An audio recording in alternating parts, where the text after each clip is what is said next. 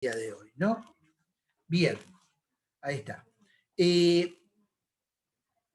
Estamos entrando en un momento de nuestra materia en el cual vamos tomando una rama del derecho que se denomina, algunos lo denominamos el derecho económico, ¿sí?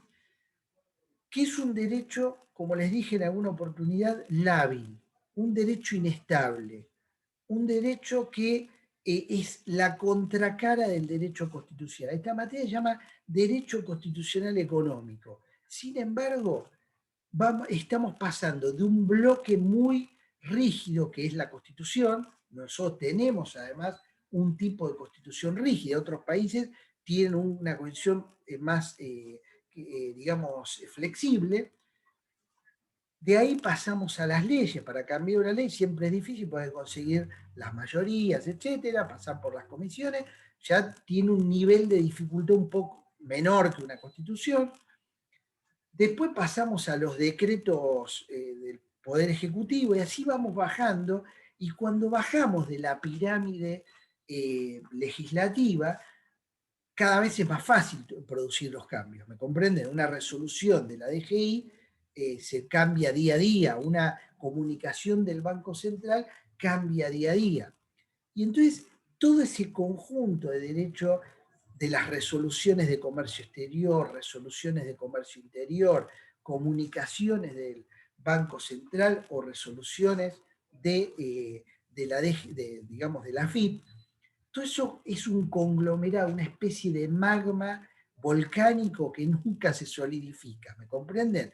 Estamos en un cuadro de inestabilidad jurídica muy grande, ¿sí? Pero esto es así acá y en todos lados. Lo que sucede es que cuanto más crisis hay, esas normas más se mueven. ¿Por qué? Porque hay que ir ajustándola al vaivén de los cambios de esa crisis. Entonces nos vamos a encontrar con aparentemente normas que se toman un día y que a las 48 o 24 horas se ajustan o se cambian, se verifica que dieron su resultado y que ya no son necesarias, se eroga por otra.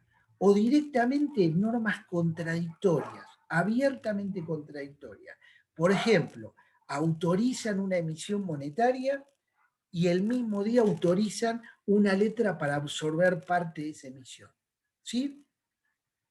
Este derecho económico es un derecho efímero, pero esto no quita que sea un derecho que tiene que estar en línea con la Constitución Nacional. No puede ser un derecho inconstitucional. ¿Me comprenden? Entonces, cada vez que se apruebe una de estas normas, repito, aunque sea de un día para el otro, que cambien y que aparezcan contradictorias, las áreas jurídicas de los respectivos lugares van a hacer un chequeo constitucional y lo van a fundar en algún artículo de la Constitución, en alguna delegación al Banco Central, en alguna delegación al Poder Ejecutivo, a la Dirección General Impositiva o a la FIP, o por la ley de ministerio a la Secretaría de Comercio Interior. Débora. Sí, Débora. Profe, esto Sí. tiene que ver con que la economía también es una ciencia dinámica. Bien, esto tiene que ver con la economía, pero yo quizá, buen día Juan Prieto, ahí lo veo, quizá yo lo pongo más, lo quisiera sujetar más a las fuerzas económicas, ¿sí? No a la economía como ciencia, sino que en mi caso particular, sin ser economista, pero habiendo trabajado, estudiado, etcétera, veo que la economía siempre se la vincula a los mercados, pero se habla del mercado. En realidad no hay un mercado, porque si no caeríamos en esa fuerza espiritual de Hegel. ¿Me entienden? Estamos hablando de que puede haber muchos mercados. Y esos mercados actúan, ¿sí? Y a veces se alían. Por ejemplo, hay una aparente alianza entre en este momento el sector de los exportadores agropecuarios y mineros con el mercado financiero. ¿Sí? ¿Por qué? Porque los dos quieren que circulen libremente los dólares entrando y saliendo del país. Pero en algún momento eso se pelean y tienen diferentes intereses. Entonces, no solo es un mercado, son varios mercados que actúan con un criterio de fuerza. Cuando hablamos de un criterio de fuerza, hablamos de poder y hablamos de lo político. Son mercados políticos. Entonces, el derecho, después de todas las constituciones clásicas, está para regular eso, ¿sí? Para decir, bueno, hay poderes, está el poder ejecutivo, el poder legislativo, el poder judicial, el Ministerio Público, la Auditoría General de la Nación, pero también fuera de eso, ¿qué nos vamos a encontrar? Con otros poderes que son económicos, etcétera, que tienen diversos grados de influencia dentro de los poderes instituidos. Esos poderes instituidos lo que hacen es filtrar las decisiones, actuar como un filtro, es decir, bueno, ahora permito esto, mañana no lo permito, etc. Los costos de esto a veces son mayores que los beneficios, a veces los beneficios son mayores que los costos. Y este es un cálculo de la autoridad política. Nosotros podemos criticar, podemos decir, bueno, ¿por qué esta medida? ¿Por qué la otra? Pero finalmente va a ser un cálculo de costos. De decir, bueno, con esta medida yo obtengo como autoridad un objetivo que busqué en el corto plazo y arruino 5 objetivos de mediano plazo. Bueno, logré con eficacia el primer objetivo, pero no tengo que perder de vista todo lo que arruiné porque los tengo que arreglar, ¿me entiendes? Lo tengo que arreglar con medidas que compensen eso y que lo den vuelta. Entonces, si hay algo que me gustaría que se acuerden de esta materia, es que acá estamos jugando con la legislación en función del tiempo, ¿sí? Hay medidas que son inmediatas y que me permiten lograr un objetivo, pero me dejan un desastre por el otro lado. Entonces, si yo en ese tiempo que gané no corrijo lo que arruiné, después se me viene de vuelta como una maldición, ¿me comprende? Porque lo tengo ahí atrás generándome problemas. Esto es importante tenerlo en cuenta, porque muchas veces, vamos a suponer el caso de la pandemia, nuestro país no tiene dólares, no tiene reservas, no tiene ahorros previos, no tiene quien le preste, y lo que tiene es la posibilidad de hacer funcionar una máquina de hacer billetes. Eso en sí mismo es un problema, porque me genera un montón de situaciones indeseables, pero es lo que tengo a mano, ¿me comprende? Entonces, lo que tiene que hacer en general los gobiernos es ir corrigiendo. Hoy resuelve la emergencia, compra pulmotores, mascarilla, todo lo que necesita para salir, hace nuevos hospitales, todo eso. Otros países que hicieron, pidieron un préstamo afuera, usaron sus reservas, cobraron un impuesto de más, se financiaron y no pasó. Igual tuvieron inflación, todos los países tuvieron una inflación desproporcionada para lo que tenían, pero no se notó tanto como se nota acá, ¿me comprenden? Bueno, lo que sucede es que hay que administrar ese tiempo. ¿Está? Si uno se queda sentado como autoridad, ya lo logré, lo que buscaba, y no ve lo que tiene detrás, todo lo que tuvo detrás a la semana, al mes, al año, se le viene en contra. Por ejemplo, la emisión monetaria del año pasado repercutió a fines del año, repercutió ahora, pero no se notó tanto el año pasado. ¿Por qué? Porque esa masa empezó a caminar y empezó a hacer los desastres. Entonces, no hubo una anticipación, no sé si hubiera sido posible, no me voy a aventurar, para decir, bueno, esto se viene, es una bola de nieve, es una lava que nos va a prender fuego, bueno, ¿cómo la paramos? ¿Me comprenden? Bueno, esto es interesante en esta materia, creo que es lo más rico, ver que no es que hay medidas buenas y medidas malas, siempre virtuosas. Hay medidas y uno las aplica con la mayor sabiduría posible, sabiendo que tiene un montón de problemas atrás que los va a tener que atender. Si duerme, esos problemas lo alcanzan, ¿está? Y se lo llevan puesto. Para eso está este derecho efímero, este derecho económico que busca limitar determinadas cuestiones para intentar, en este caso, yo voy a dar ahora una definición, un objetivo de largo plazo que es democratizar la economía y un objetivo de corto plazo que es limitar algunos derechos ius privatistas. Bien, Débora. ¿Sí? Sí, Débora. Profe, usted dijo, Sí. no hay medidas buenas y medidas... ¿Cómo? Perdón. Usted dijo, no hay medidas buenas o medidas malas, pero, digamos, hay medidas más adecuadas de acuerdo al contexto que provocan a largo plazo que quizá mayor cantidad de objetivos no se vean truncados por un objetivo de corto plazo, entiendo, ¿o Por no? supuesto. Bueno, la palabra adecuada está bien utilizada, ¿no? Hay que buscar las medidas precisamente adecuadas. Y ahí sí está el conocimiento técnico, que es lo que estudiamos acá, lo que vemos nosotros desde el punto de vista del derecho y algo de economía, y está por otro lado la sabiduría de los que operan, los que de alguna manera toman y saben que están tomando decisiones muy complicadas. Las vamos a ver, porque nosotros tenemos para tirar para arriba un montón de ejemplos, ¿me entiendes? De alguna medida que uno dice, bueno, ¿por qué estamos haciendo esto si en realidad podríamos hacer una medida más adecuada? Pero finalmente, ahí lo único que se puede apelar es a los controles mutuos entre los poderes, el control de la oposición hacia el oficialismo, al control de los síndicos en el caso del Banco Central, la SIGEN en el caso de los ministerios y, en definitiva, todo el sistema de controles que tiene la administración pública. Entonces, pero no es sencillo, lo que les quiero decir es que es difícil adoptar una medida u otra. ¿Por qué? Porque en el medio está el tiempo.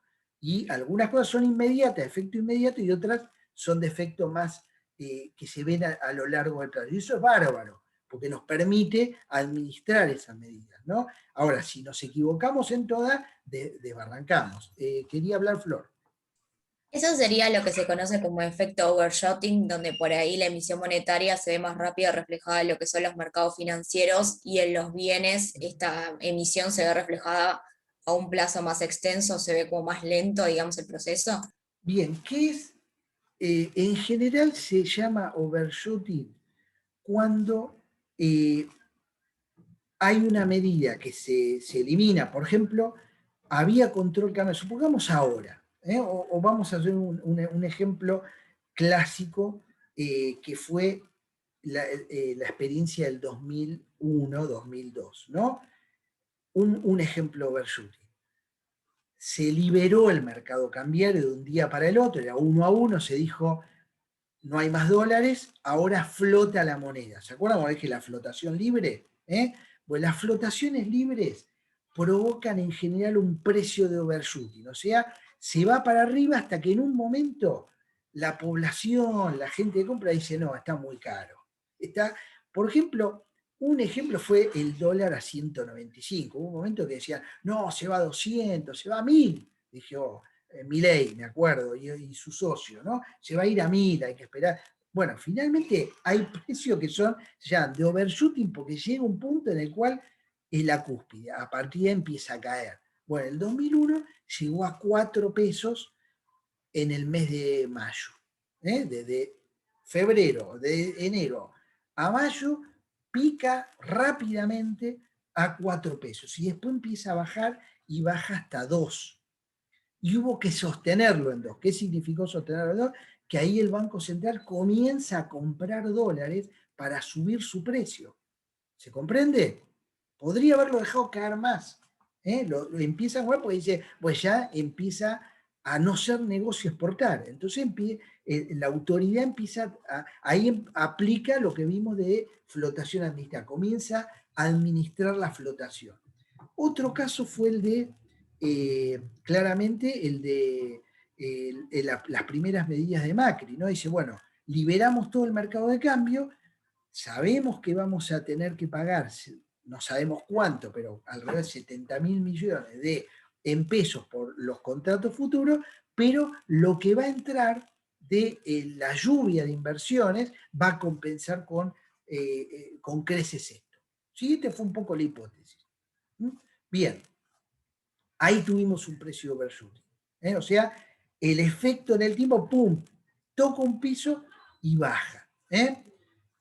Lo que decía Flor, yo creo que se adapta más a otro concepto, que es el pass-through.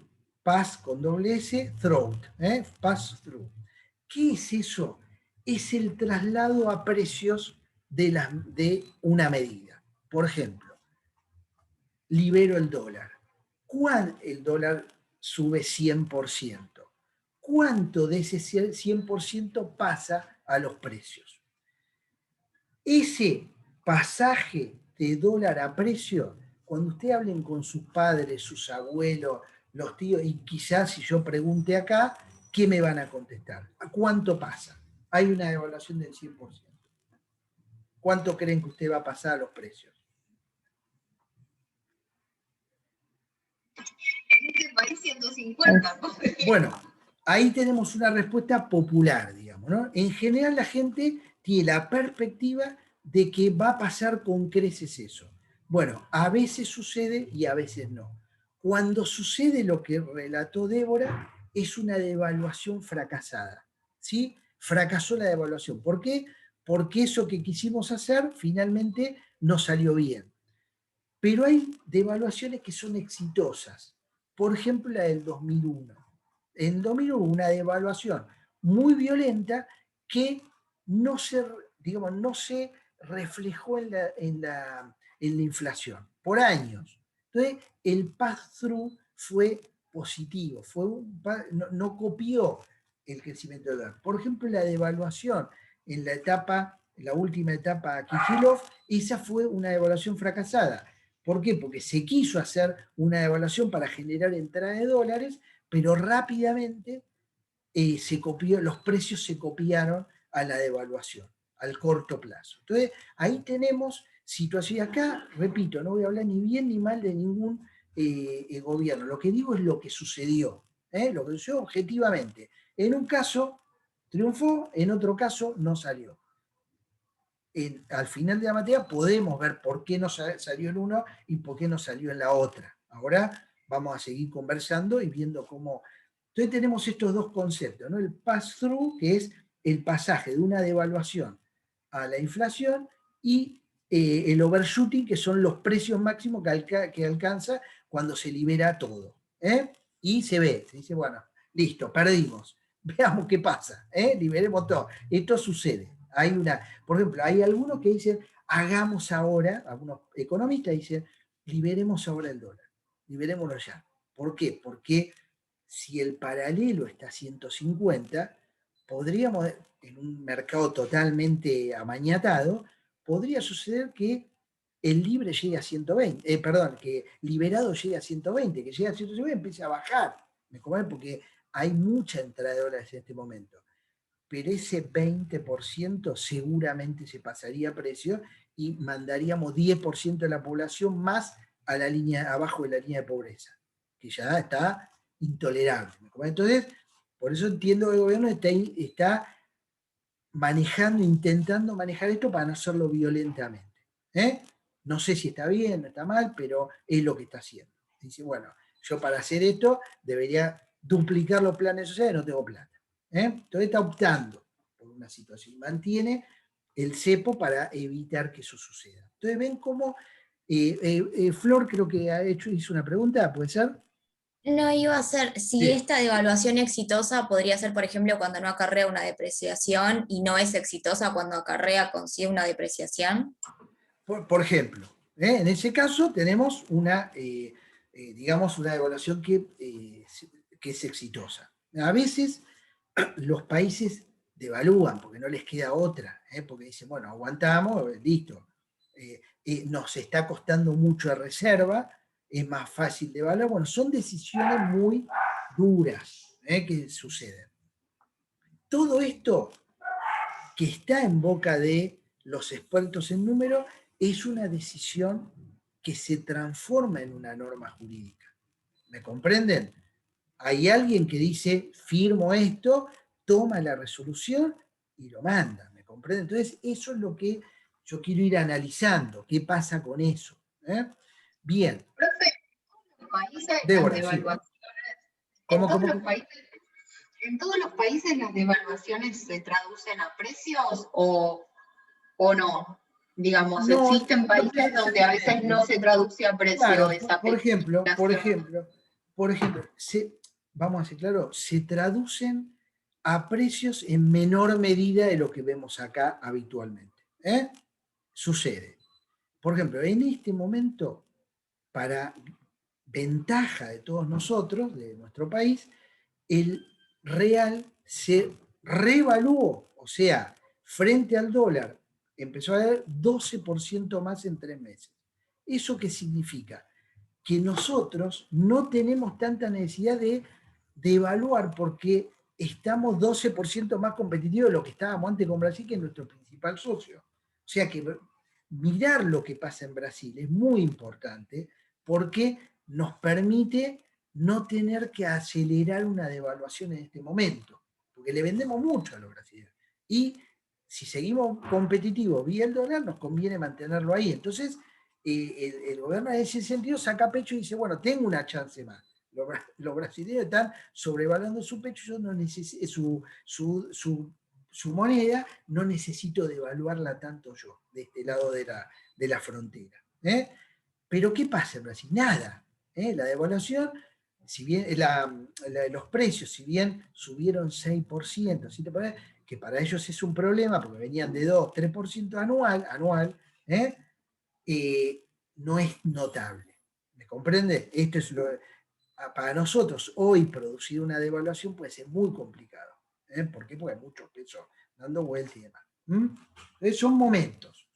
Algunas veces sale bien, otras veces sale mal. Por eso hay que elegirlo bien. Y vamos a ver acá cuáles son esas condiciones, ¿no?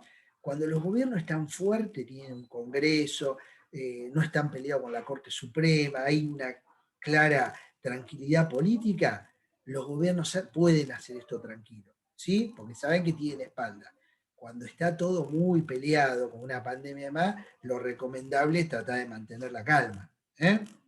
Esta es la situación, no sé qué van a hacer, pero este es un poco cómo se maneja esta situación, ¿no?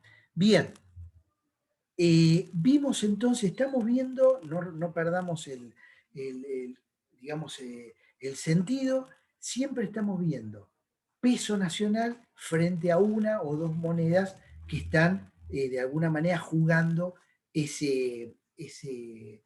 relación, ¿sí? Un problema que los norteamericanos, los europeos, los que tienen moneda de referencia no tienen. ¿Por qué? Porque ellos lo que hacen es mirar cómo se comporta la moneda fuerte competidora y tratar de ir siguiéndole el paso, o marcándole el paso. Decir, bueno, los chinos, dice, yo voy a devaluar un poquito mi moneda, año 2018, la devalúo ¿para qué? Para poder vender más productos en el mundo, para que mis productos sean más baratos a la vista del mundo. Los norteamericanos dijeron, no, me sacás el comercio a mí. Entonces, ahí fíjense cómo Estados Unidos, de alguna manera, contestó diplomáticamente, provocando un bloqueo de productos chinos. ¿Me entienden? Entonces, los países se van manejando, ya no como en Bretton Woods, que había oro, dólar y referencia para toda la moneda, sino están mirando varias monedas de referencia y tratando de mantener un cierto equilibrio. Y ese equilibrio, ¿qué es? De alguna manera, lo primero que se van a fijar, el comercio internacional. ¿Sí? ¿Y por qué es esto? Porque de alguna manera volvemos a la previa de la Primera Guerra Mundial.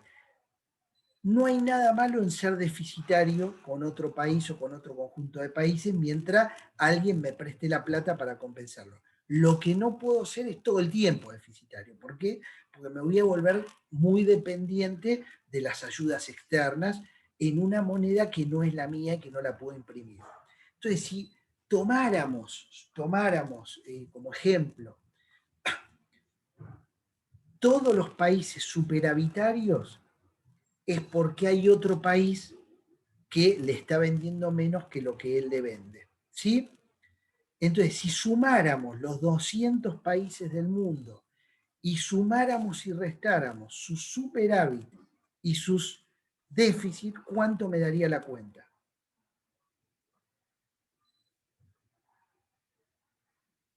Otra vez, profe. Claro, supongamos, yo tomo Uruguay más Argentina, más Brasil, más Estados Unidos, todos los que tienen superávit y todos los que tienen déficit. Sumo y resto todas esas cuentas y cuánto me daría por los 200 países. Cero. Y tendría que ser un equilibrio. Cero. Daría cero, bien, ¿no? ¿Por qué? Porque si hay un déficit es porque hay un superávit en otro lado. Entonces todo eso daría cero, ¿sí? ¿Dónde? Vamos ahora a ver la disonancia, ¿no? Ahí lo que no se cuenta es todo el dinero del narcotráfico, lavado de dinero de la corrupción, trata de personas, de mujeres, etc. Todo ese dinero ilegal se escapa a la cuenta, ¿sí? Pero en el dinero legal debería dar cero. ¿Me comprenden? Precisamente porque si alguien tiene un superávit es porque lo está financiando otro. ¿Cuál es el país más deficitario del mundo, creo, en este momento? Sin equivocarme.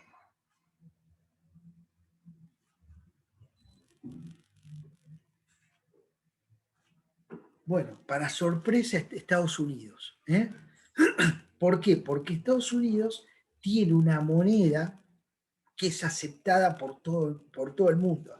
Entonces puede tener esos déficits y en realidad Estados Unidos está siendo financiado por casi todo el mundo, en especial por los chinos, de alguna manera que son con los que más están comercializando. Entonces ahí tenemos también algunas situaciones que va a dar en cuando los bancos latinoamericanos centrales acumulan dólares y festejamos, en realidad estamos acumulando moneda de Estados Unidos, le estamos financiando a Estados Unidos su expansión. ¿Me comprende? Y esto, para bien o para mal, es así, pero si no tenemos esa moneda, tampoco podemos funcionar. Eso es lo que, de alguna manera, tiene la ventaja de ser una potencia y tener esa moneda fuerte. ¿Me comprenden? Entonces, bueno, esta es un poco la vinculación, parte de la vinculación entre una moneda de referencia y las monedas locales. Con esto vemos, estoy dando un panorama lo más amplio que puedo para esta materia sobre esa vinculación. Y lo que quiero reafirmar con esto es que sería imposible, a menos que a lo largo de los próximos 20 años nos convirtamos en una potencia mundial, que nosotros dejemos de necesitar el grado de dólares, etcétera, que estamos necesitando. Ahí el presidente del Banco Central, en una conferencia de hace unos días, dijo, nosotros necesitamos exportar 90.000 millones por año para estar tranquilos. O lo que podríamos traducir, requeriríamos tener en el Banco Central guardado 120.000 millones. Tenemos 42 juntando todos los papelitos que podamos juntar. ¿Me comprende? Con todo tenemos 42.000 millones. O sea, nos faltan 2 veces más conseguir dólares, acumular para estar tranquilos. Para decir, no podemos pagar nuestras deudas, podemos eliminar el cepo, podemos hacer, o sea, se requiere un esfuerzo todavía muy grande. Pero no es imposible, digamos, no es algo que no podamos hacer por el grado de potencialidad que tiene nuestro país. No sé si la cuenta le hizo bien, es lo que dijo el hombre, pero me parece que está bastante ajustado a lo que está pasando en este momento. Bien, ¿dudas hasta acá? ¿Comentarios?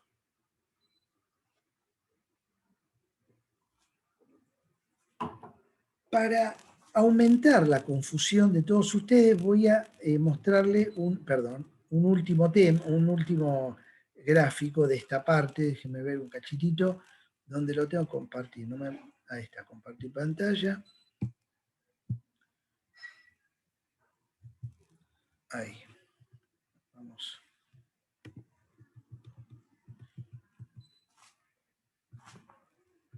Bien, un segundito, por favor. Bueno, vamos a ir a un concepto, ¿sí?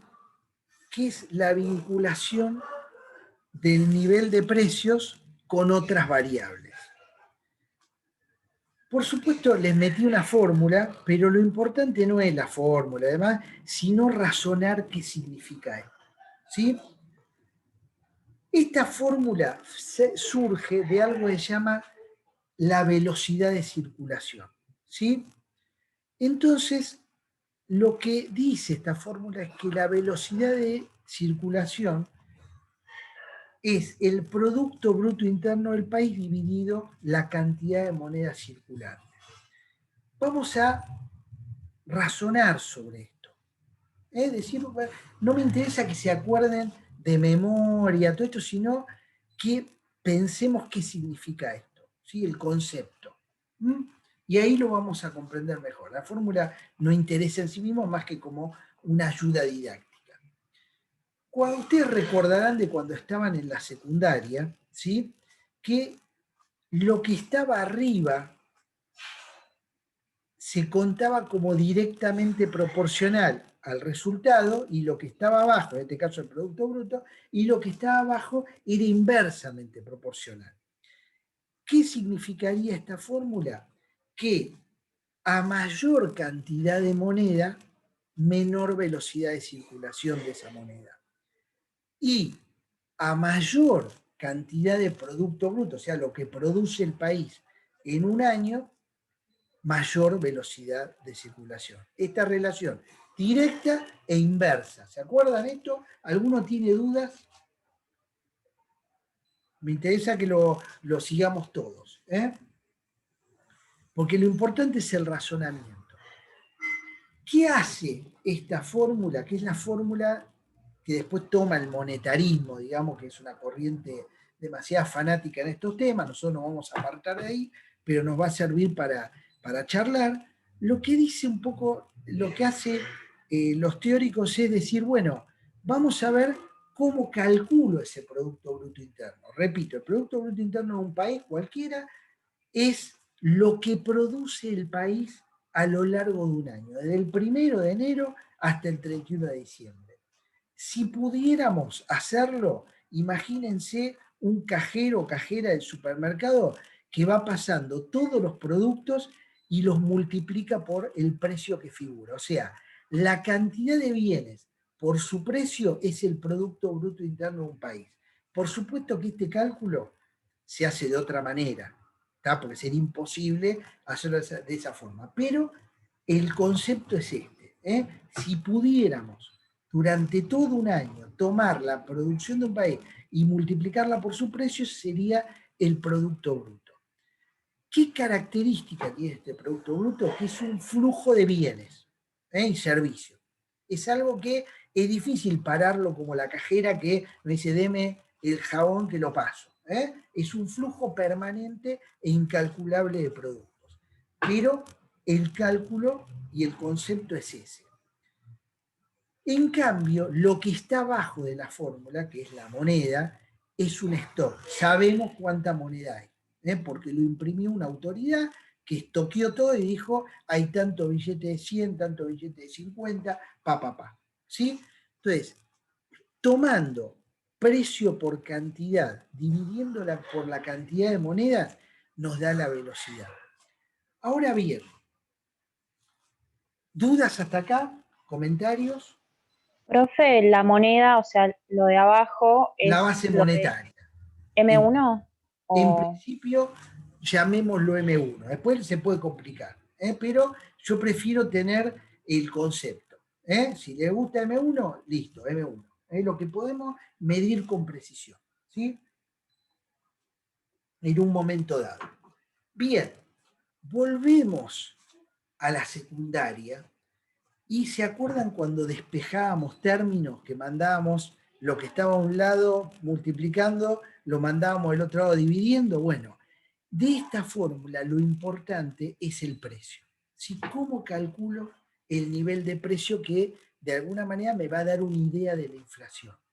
Entonces lo que se hace es, como ven, la fórmula que está, ahí le pongo la flechita, ¿ven? Está acá, que lo que va a decir es que el precio, el nivel de precios, va a estar directamente relacionado con la cantidad de moneda. Y esto tiene una manera de razonarlo. Si todos tenemos mucha plata en el bolsillo, gastamos más, presionamos sobre los bienes, sobre la cantidad, y eso hace subir los precios.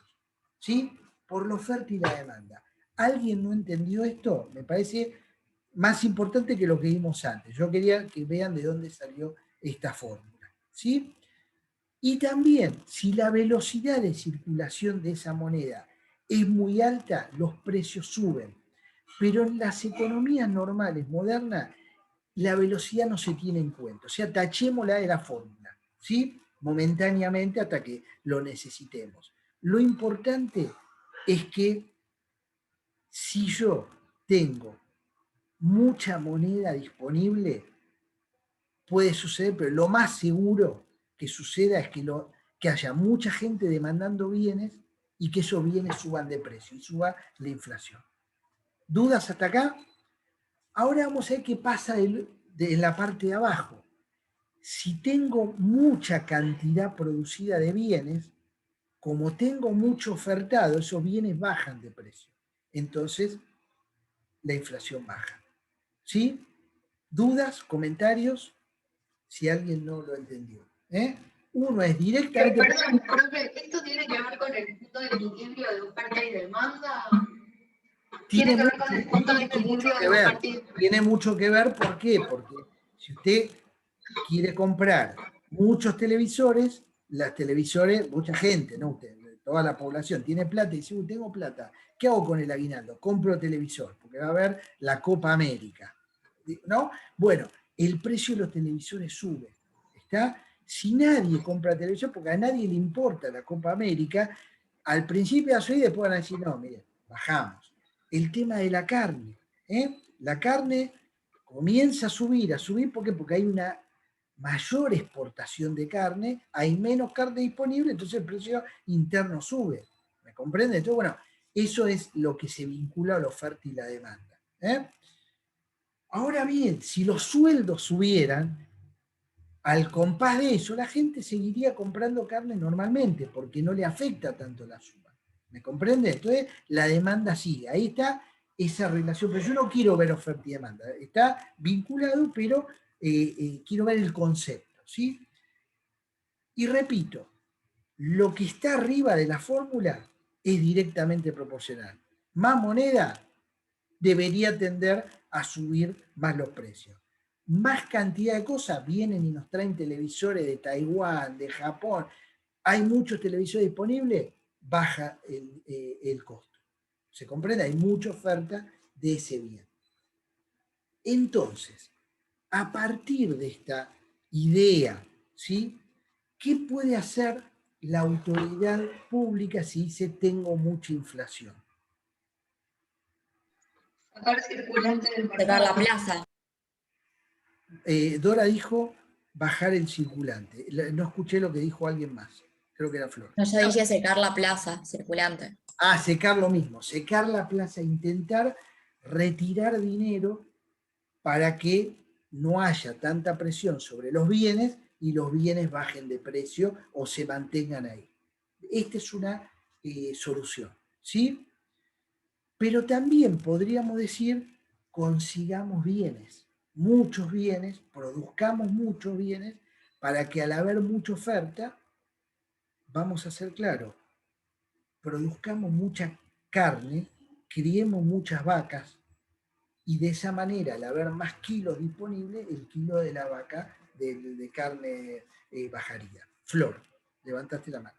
Pero en este caso, si también podría, digamos, disminuir esa circulación monetaria produciendo bienes, no tendría que esperar mucho tiempo, porque la producción de bienes entiendo que lleva un tiempo considerable.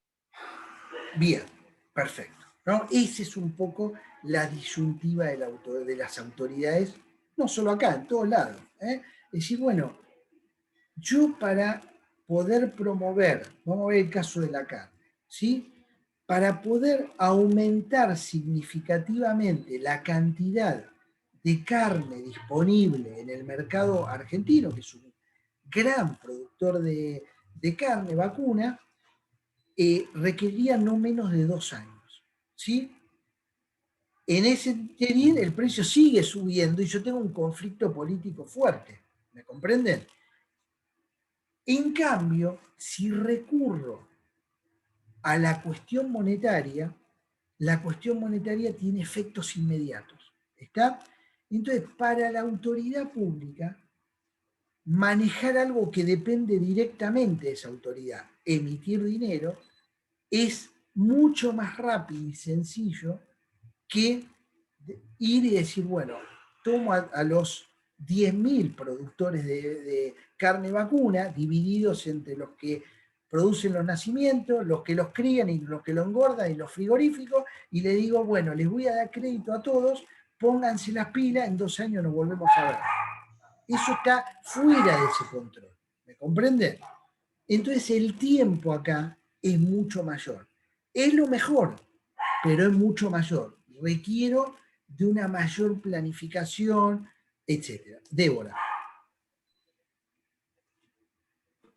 Profe, pero por ejemplo, si eh, el gobierno decide aumentar las tarifas de los servicios básicos, ¿no es cierto?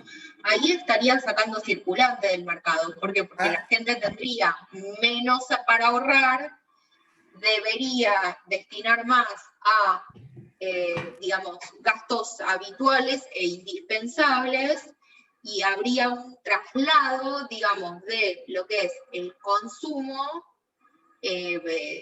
para bienes personales, por así decirlo, servicios personales, hacia bienes de primera necesidad o servicios de primera necesidad.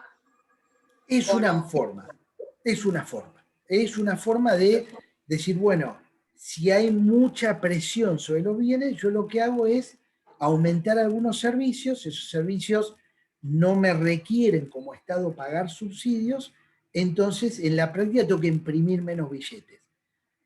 Esa solución es una solución también de largo plazo. ¿Por qué razón? Porque al subir el precio de las tarifas, me repercute en el nivel de precios.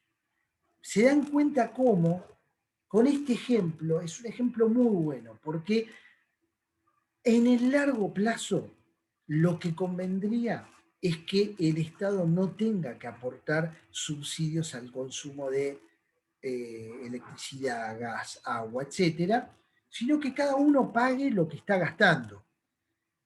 Pero ya pasó esto. El gobierno anterior quiso poner al día, más o menos del 2004 al 2018, porque al 2017, más o menos, y produjo aumentos descomunales, 150, 300%. Y eso no fue sustentable, ¿me comprenden? No fue sustentable económicamente porque la inflación acompañó eso en la práctica. Y cada vez que había más inflación, había que actualizar las tarifas por la inflación. O sea que era una especie de espiral que no se llegaba nunca. Del Profe, otro lado, no, nada. sí, por favor. No, terminé con la idea que era otro ejemplo que se me había ocurrido. Bueno, termino con este día y ahí nos cuenta. Entonces, la decisión es muy difícil, porque perdés la elección también, ¿está? Y ya no podés continuar. Entonces, acá hay factores de tipo político, de tipo social. Hay gente que no puede pagar la tarifa. Entonces dice, sí, le ponemos una tarifa social. No es sencillo, porque de golpe, ¿dónde viven los jubilados? Es un lío, porque los jubilados de golpe tienen una casa, se mudaron y hijo, el sobrino que vive, que trabaja y que capaz que es un millonario, tiene el descuento del tío jubilado, ¿me comprenden? Tampoco es fácil. No digo que es imposible, pero requiere de mucho trabajo de datos, etcétera, en un país que no puede ni contar los muertos de coronavirus, ¿me comprenden? Entonces, esto también es difícil, ¿eh? Pero es una medida que tiene ventajas de largo plazo y grandes desventajas de corto plazo. ¿Eh? Quería hablar, no recuerdo quién quería hablar. Sí, Lorena, Lorena, un sí, ejemplo Lorena con aquí.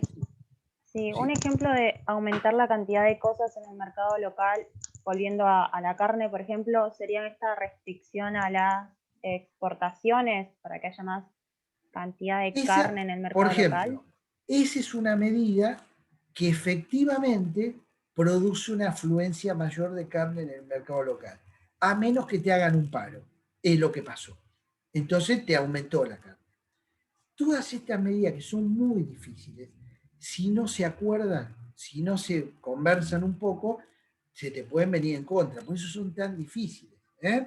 El paro lo que provocó es que finalmente hubiera menos carne que antes. Y no, se perjudicaron todos, los exportadores porque no pudieron exportar, nosotros porque nos cuesta más hacer un asadito, y el país porque no le entra ni viene, y además le cae el IVA, por ejemplo, la recaudación del IVA, todo mal.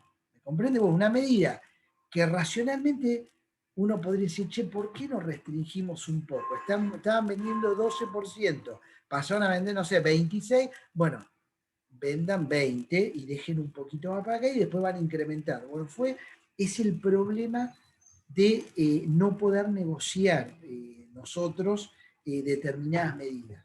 Nosotros como país me refiero, ¿no? Entonces, pero el ejemplo, desde el punto de vista racional, es como dijo Lorena, ¿no? Es decir, bueno, si yo restringo la exportación, tienen que vender acá. Bueno, los tipos dijeron, no, nos quedamos con la vaca. No la vamos a matar, la cepillamos todos los días. Bueno, listo. ¿No? Y también están en su derecho. Esto también hay que decirlo. Yasmín, sí.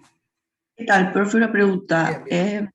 Lo que no me queda claro es, que capaz que es básico, pero a mí no me queda claro, es la relación No, no. directa Básico nada, sí. bueno, entre la emisión de dinero y la inflación. No entiendo el proceso. Bien, el proceso, si lo tengo que decir sencillamente, es esto. Si uno tiene más dinero en el bolsillo, puede ahorrarlo o puede gastarlo. La propensión es a gastarlo.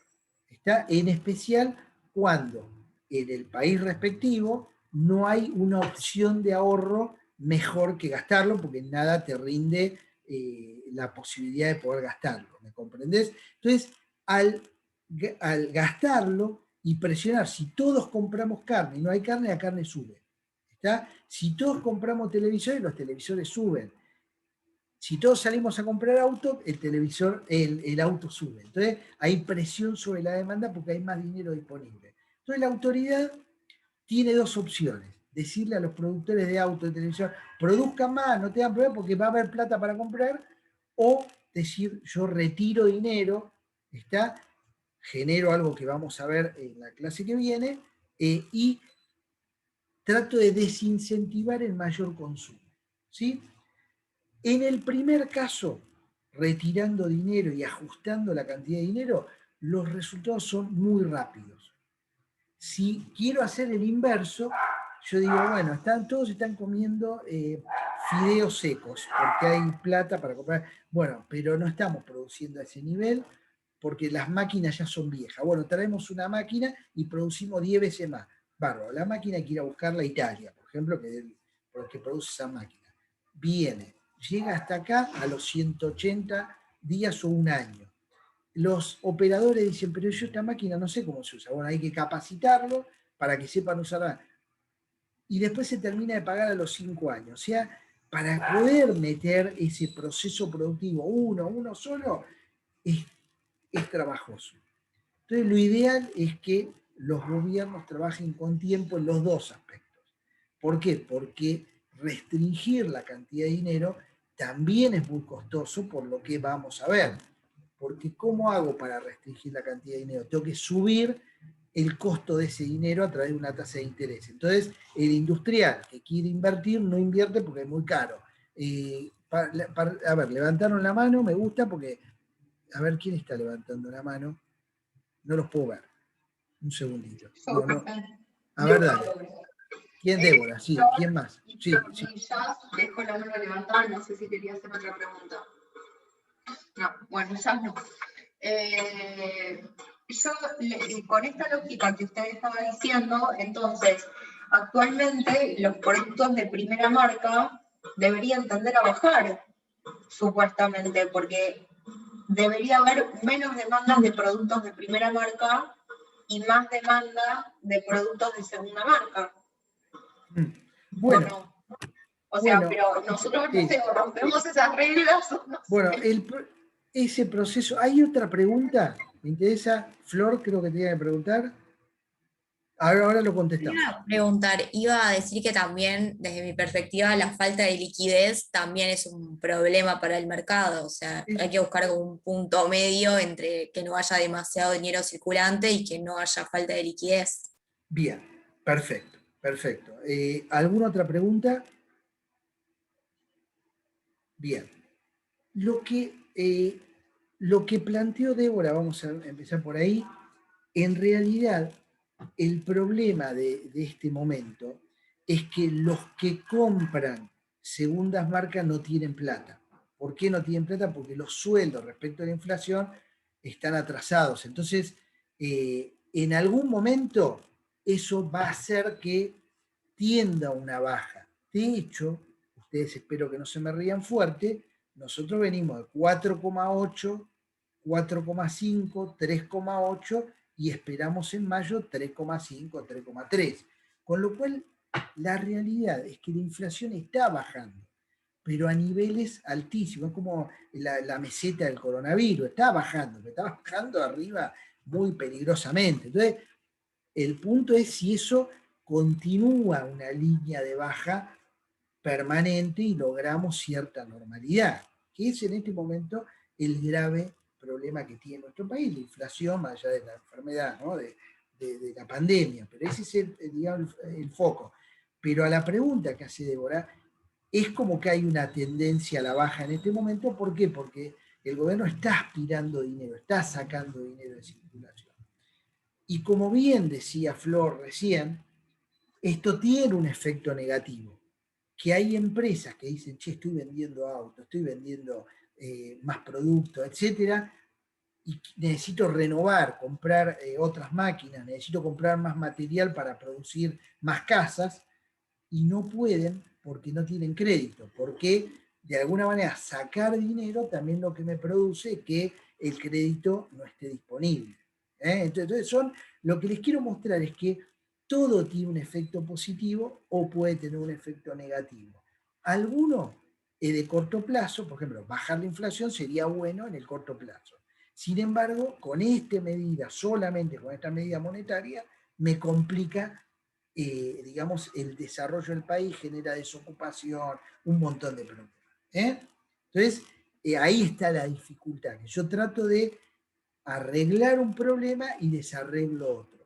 Y el arte está en ver cómo hago para intentar ir arreglando a lo largo del tiempo todos los problemas, ¿sí? Y generar cierta normalidad.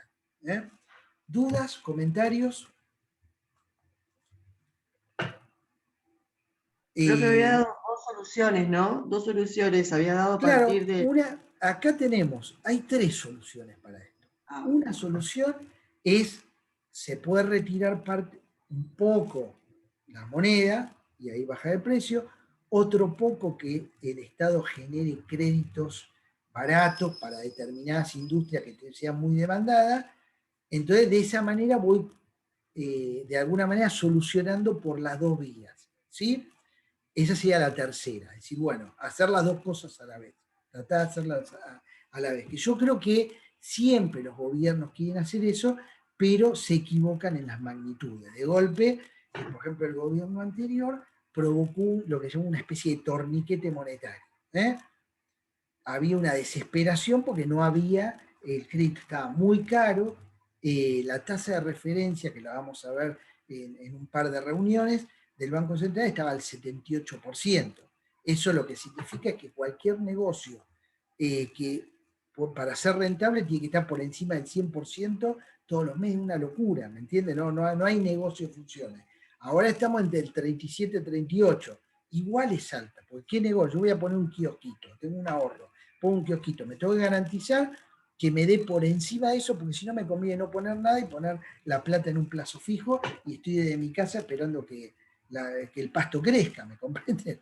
Esta es un poco la situación. Entonces, la solución no es fácil, no es fácil, requiere de combinación de cosas. Pero me interesa que vean un poco esa formulita, sáquenlo de la velocidad, porque la velocidad es un tema.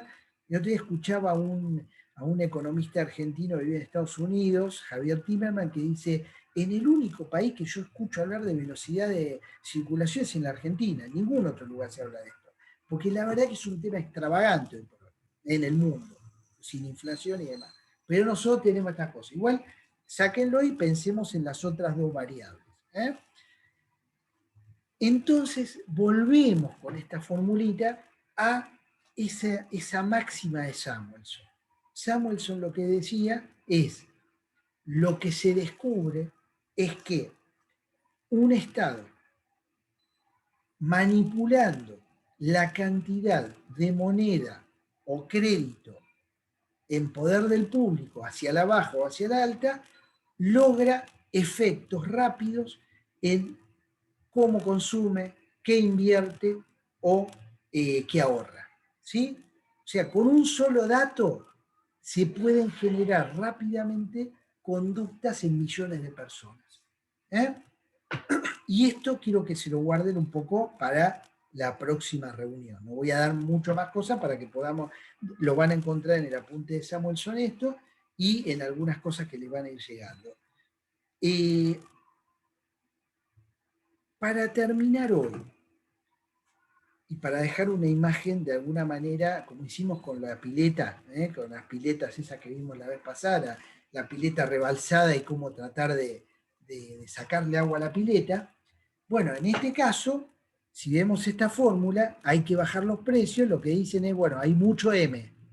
Entonces hay que tratar de bajar ese M, pero lo que decía este economista es: yo bajo el M, pero está rebalsada la pileta, tengo que sacar demasiada agua, porque por más que saque un poquito, sigue la pileta rebalsada. Entonces, es un concepto que está relacionado con esto que estamos viendo en este caso, ¿no?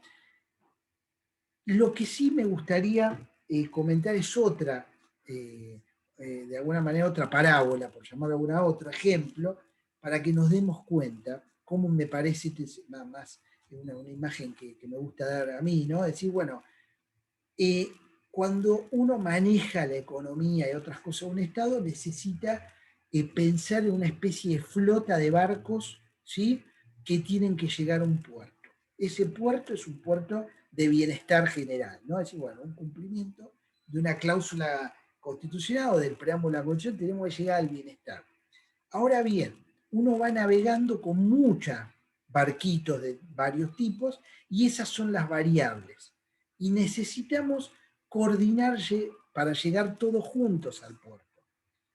Entonces, lo que hace el jefe de la flota es decir que se adelante el dólar, que se atrase el dólar, que se adelante la tasa, que se atrase la tasa de referencia, que se aumenten las tarifas, que se bajen las tarifas. Entonces, va manejando cada uno de esos botes con un comunicador y va diciendo, bueno, tenemos que llegar y llegar todos juntos. Ahora, de golpe, esto se complica cuando estás en medio de una tormenta y donde no ves los barcos, ¿está? Y vos no sabés si uno se te adelantó, si el viento te lo tiró mucho más adelante. Bueno, estas son las situaciones de crisis que en general estamos acostumbrados en nuestro país. Los capitanes, los tipos que tienen que manejar la flota, los almirante Brown de esa flota, en realidad no pueden ver con claridad porque no tienen mediciones buenas, porque no tiene a los pilotos en los respectivos barcos que los manejen bien, y esta es la dificultad. Entonces, con esta imagen, de alguna manera, me gustaría ir terminando por el día de hoy, ¿no? Estamos con una flota de varios barcos en un mar embravecido, ¿no? En el medio de alta mar, y no sabemos bien dónde está el puerto. Entonces tenemos que ir llevando eso, y toda esa manipulación de variables, son muchas variables, que las vamos a ir viendo a lo largo de lo que nos quede del curso, y vamos a tratar de ir mirando qué fue pasando con eso. Una variable es la cantidad de moneda disponible, otra es la cantidad de crédito, otras son las tarifas, otras son los subsidios de los programas sociales.